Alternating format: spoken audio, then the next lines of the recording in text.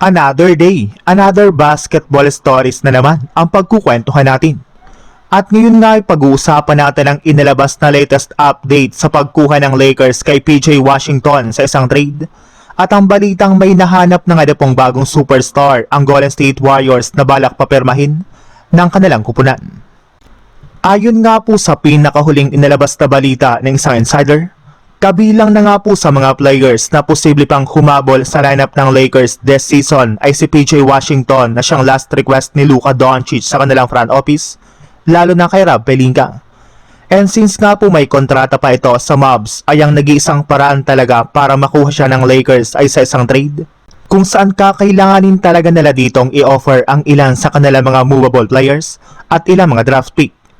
Pero ang pagkuha nga po kay PJ Washington ay isang high risk, high reward na move dahil kapag naging epektibo nga po ito sa kanilang lineup bilang kanilang bagong starting small forward, ay sigurado nga po na mas lalo pang lalakas ang kanilang lineup hanggang sa maging sapat na ito para makapag-compete sila sa kampyonato.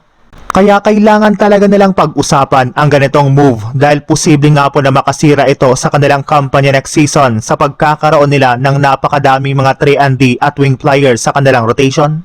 Ibig sabihin, posible nga po na mag-agawan sila ng playing time sa kanilang mga darating na laro para sa 2026 to 2027 NBA season.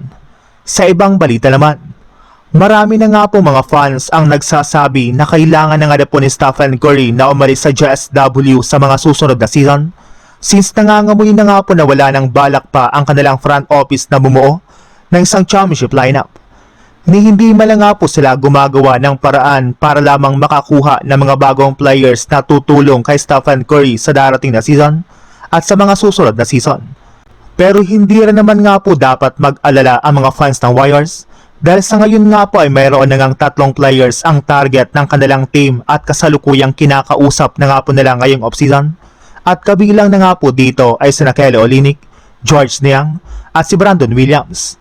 Bukod rin nga po sa pagkuha ng mga free agent, ay meron rin naman nga po silang nakahandang long-term plan para sa future ng kanilang prangkisa. At kabilang na nga po dito ay sina Paolo Banchero at Franz Wagner mula sa Orlando Magic na binabalakan rin naman nga pong ma-trade sa taong 2027 NBA season. Alam naman nga po ninyo na magkakaroon nga po ang Warriors ng almost $150 million na cap space. Kaya hindi talaga malabo na makuha nila either ang isa sa dalawang ito sa pamamagitan ng isang blockbuster trade.